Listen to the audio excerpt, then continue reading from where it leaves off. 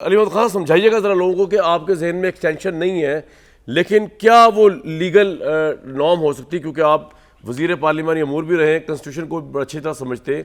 दस्तूर में ऐसा क्या है जो आपके लीडर के जहन में है कि जिसके बाद वो कह रहे हैं एक्सटेंशन तो नहीं होगी लेकिन मशरूत मुलतवी किया जा सकता है नए आर्मी चीफ की तैनाती को। नीचे के जो 5 जनरल्स हैं उनमें से अगर कोई रिटायर हो रहा हुआ इस दौरान, क्या उसकी रिटायरमेंट को रोक दिया जाएगा? उसको भी जो है वो लीगल तरीके से कोई वो जुडिशल या लीगल वो दिया जाएगा कवर कि जी आप जब तक इलेक्शन नहीं होंगे, नया प्राइम मिनिस्टर नहीं आएगा, ना आपकी रिटायरमेंट होगी, आप सिलेक्शन में 5 के 5 तक रहेंगे। और वो सिलेक्शन में अगर रहेंगे 5 तो फिर पीछे वाले जो उन्होंने आगे आना है, क्या उनकी तरक्की जब तक रुक जाएगी या वो भी उनके बराबर आ जाएंगे? जी बहुत शुक्रिया। बिस्मिल्लाहिर्रहमानिर्रहीम। अल्लाहुम्मा सल्लि व सल्लिम व बारिक अला सय्यिदिना मुहम्मद। सबसे पहले तो मैं ये कहना चाहता हूँ कि इमरान खान साहब जो है जो भी वो कदम लेंगे वो आइन और क़ानून के मुताबिक ही होगा, और जो लीगल टीम है वो उनको वही मशवरा देगी। अब जो हमारी आर्म्ड फोर्सेस का इदारा है इसके बारे में इमरान खान साहब बड़े क्लियर हैं, उनको पता है कि कितनी इंपॉर्टेंट है मुल्क के लिए, और इस सिलसिले में उन्होंने पॉलिसी डायरेक्शन सबको दी हुई है कि चाहे कोई भी बात हो, आपने आर्म फोर्सेस के मुतालिक ऐसी कोई भी बात नहीं होनी चाहिए जिससे उनके मोराल पे खुदा न खास्ता कोई फ़र्क आए। तो ये जो आर्मी चीफ़ का मामला है ये बड़ा ही सेंसिटिव है और इस पर कोई भी कन्फ्यूजन आप छोड़ नहीं सकते, क्योंकि पाकिस्तान के दिफा का मामला है।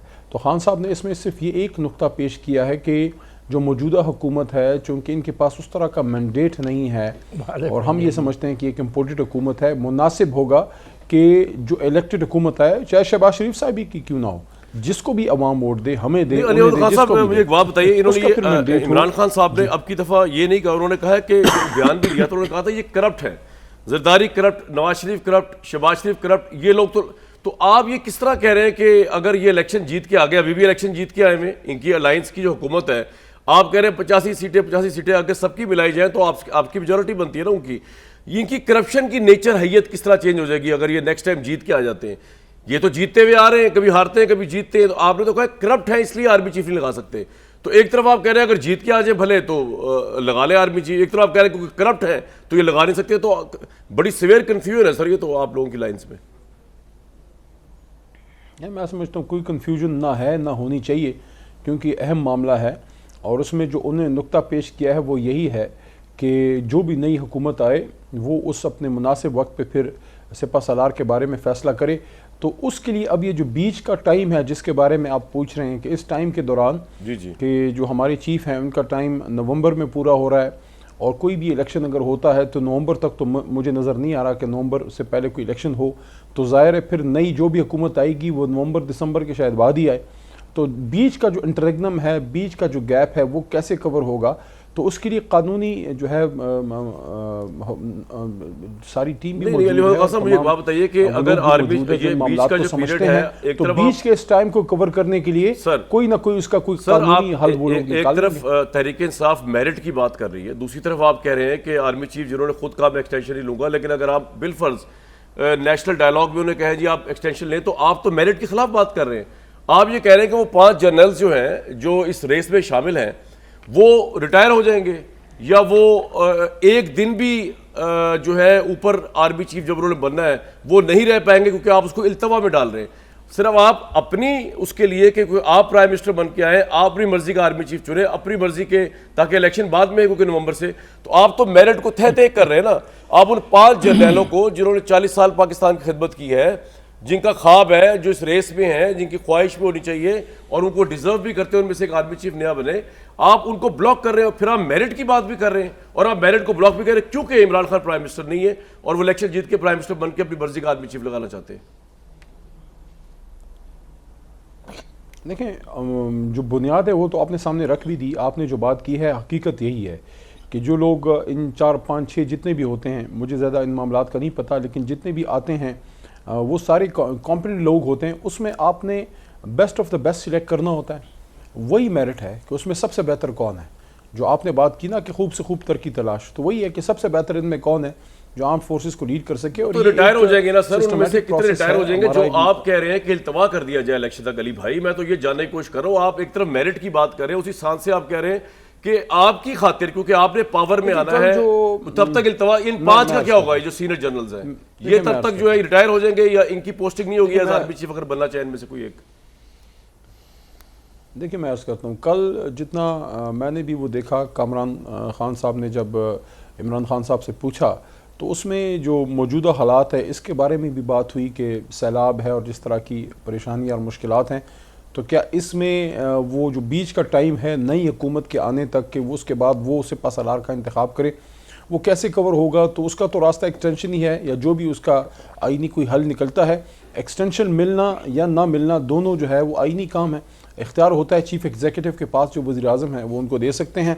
आइडियली स्पीकिंग जो है एक्सटेंशन की बजाय कुछ लोग जो है वो रिटायर होना पसंद करते हैं, लेकिन एक्सटेंशन मिली भी है माजी में और वो आइन के तहत ही मिली हैं। और ये जो मौजूदा चीफ साहब को मिली थी तो उसमें आपको याद होगा कि उस वक्त की अपोजिशन जो आज की हुकूमत है, मियाँ शहबाज शरीफ साहब और आसिफ अली जरदारी साहब और बाकी जितनी भी अपोजिशन इंक्लूडिंग मौलाना साहब, सारे लोग जितने भी थे, उन्होंने भी उसको लॉ को सपोर्ट किया था जो हम लोग लेके आए थे। जब अली भाई बात ये है कि आपने तो लॉ बना खान साहब ने तो कोई कंफ्यूजन की बात नहीं की। आप इमरान खान साहब तो एक्सटेंशन के खिलाफ थे और जिस वक्त कियानी साहब की एक्सटेंशन हुई तो उन्होंने कहा था ये असूलन गलत बात है, क्योंकि आर्मी के अंदर कभी एक शख्स की वजह से जो है वो आर्मी का मेरिट रुकता नहीं है, एक से एक बढ़ के होता है। आपने उसकी नफी की, आपने एक्सटेंशन देने के बाद उसका कानून भी बना दिया, यानी इससे पहले ये सिर्फ प्रेसिडेंट था, अब आपने कानून भी बना दिया। अब अगर बाजवा साहब एक्सटेंशन पे आमादा होते तो आप तो उंगली नहीं उठा सकते थे। एक सांस में आप कहते हैं कि मौजूदा एस्टेब्लिशमेंट जो है उसने आपकी इस हुकूमत का साथ नहीं दिया, वो इनके साथ मिलकर इनकी हुकूमत को लिया है। दूसरी सांस में आपको अगर सूट कर रहा है कि आपने कह रहा है अपनी मर्जी का आर्मी चीफ लगाना है आपने, तो आप कहते हैं कि हमें ये स्टेटस को, ये एस्टेब्लिशमेंट, ये आर्मी चीफ भी मंजूर है, चाहे मेरिट तहत हो जाए।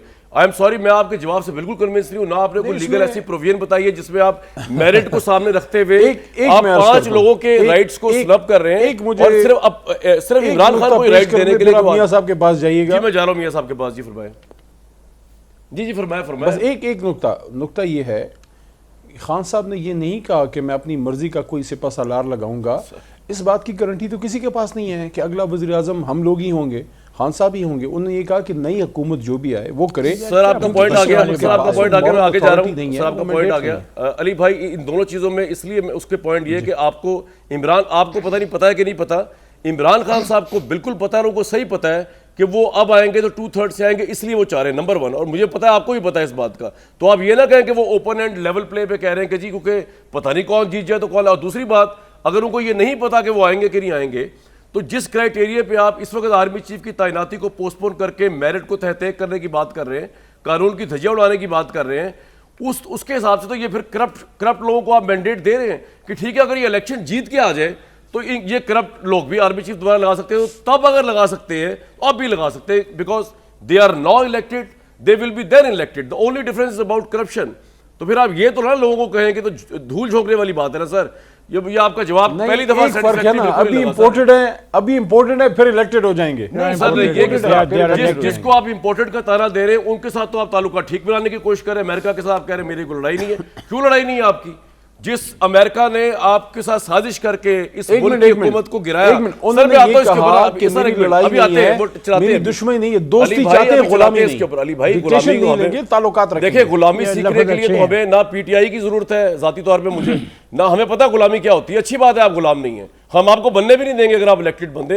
आपकी जरूरत कैसे आप हमारा वोट लेके तो गुलाम बन जाए? आपको भी नहीं बनने देंगे। नहीं हम तो है ही नहीं, सर हम छुप के नहीं मिलते अमेरिकन डिप्लोमेट्स को, मुझे नहीं पता मिलते कि जिस्मानी माशी और ज़हनी सारी हकीकत। मेरी बात तो सुने सर, ना मैंने कोई ऐसी पीआर फॉर्म रखी हुई है जो मेरा इमेज बनाए अमेरिका के अंदर। मुझे इस तरह की जरूरत नहीं है, बनना तो खुमैनी की तरह स्टैंड लेना। फिर ये क्या बात हुई कि इधर से छुप के मिलना, ताल्लुकात वाले ऊपर से कहना जी हमारी तो हुकूमत गिरा दी।